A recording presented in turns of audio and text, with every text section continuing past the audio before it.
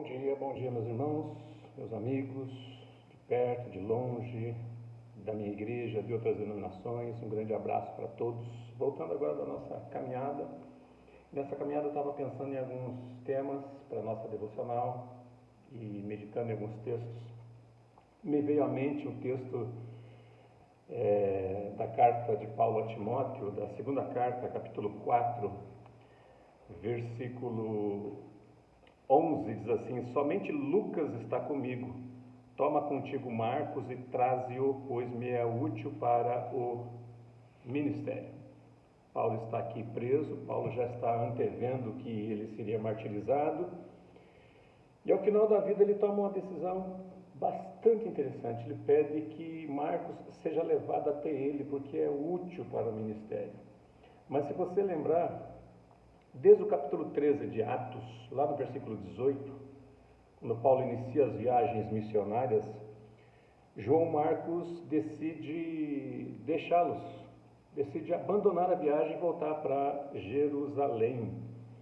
E lá no capítulo 15 de Atos também, quando vai iniciar a segunda viagem missionária, Barnabé, diz o texto, que queria levar João Marcos. E Paulo diz que não era justo levar quem tinha abandonado eles na primeira vez. E acontece, diz o texto aqui, tal desavença, ou seja, tal discussão, tal briga, que eles se separaram. Paulo e Barnabé, companheiros de ministério, se separaram por causa daquela briga. E aí você vai ver lá em Timóteo, Paulo, com a outra mentalidade, pedindo que justamente Marcos, aquele que os abandonou, aquele que foi origem de uma briga, de uma desavença entre ele e seu companheiro de missões Barnabé, Paulo diz: manda ele até mim, porque ele é útil ao ministério. O que acontece entre uma coisa e outra? O que acontece entre o fato e outro? O que acontece entre uma posição e outra?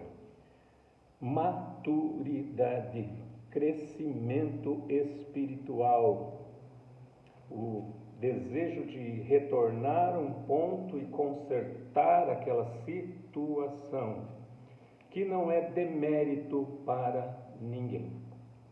Vou contar uma ilustração. Digamos que você esteja numa rodovia, talvez já tenha acontecido com você, e você tenha planejado entrar ali num bairro, numa cidade. Então você vê lá a placa, na saída tal, acesso a tal cidade, e você, por um motivo ou outro, você passa direto. E aí você vê uma placa na frente, próximo retorno a 5 quilômetros. Você olha o ponteiro do combustível, já está baixo. Você olha para o relógio, você está atrasado para um compromisso. Alguém que está do seu lado diz assim: falei que era para entrar ali naquela entrada. Então aquilo vai... Qual é o problema de você fazer o retorno e começar da maneira correta? A nossa vida, nós não podemos desprezar as oportunidades de voltar e consertar algo que não está correto. Na nossa vida não podemos perder a oportunidade, muitas vezes, de voltar e reconsiderar uma ideia a respeito de uma pessoa, um pré-conceito, pedir perdão por palavras duras que levamos para alguém, falamos para alguém. A grande questão é que nós, pecadores, não queremos dar o braço a torcer.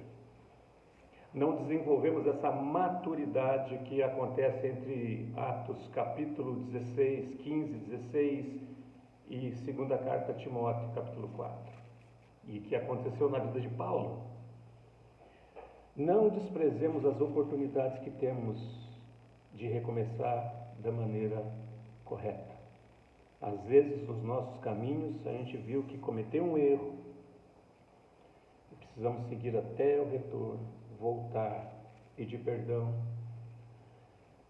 iniciar um diálogo inteligente, reaproximar-se de pessoas dos quais nos afastamos, talvez por motivos sérios, mas que a nossa maturidade faz com que a gente supere aquilo. Muitas vezes é necessário isso. E isso só acontece na medida que a gente cresce espiritualmente. E crescer espiritualmente significa alimentar-se daquilo que Jesus nos ensina.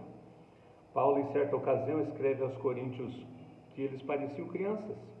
E realmente era como um grande jardim de infância a igreja de Corinto. Panelinhas, grupos aqui e ali, uma liturgia toda fora daquilo que deveria ser, uma maneira de conduzir a Santa Ceia totalmente equivocada. Então Paulo nos ensina, não só com aquilo que ele escreve, mas com a atitude dele, que sempre é tempo de voltar e corrigir. Talvez hoje seja tempo de você ligar para aquela pessoa da qual você se afastou, que você guarda mágoas, inclusive, e dizer, me perdoa, retornar, iniciar um diálogo familiar que talvez você não tenha feito durante muito tempo. Isso é a chance que Deus nos deu hoje, porque Ele nos deu mais um dia de vida. Não desperdice.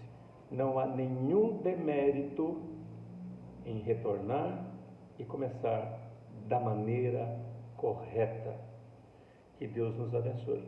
Talvez seja doloroso dar o braço a torcer, não é a coisa mais agradável que podemos fazer, mas talvez seja a coisa mais correta para os nossos relacionamentos. Que Deus te abençoe, Deus te dê um ótimo dia, no nome de Jesus. Um grande abraço para todos.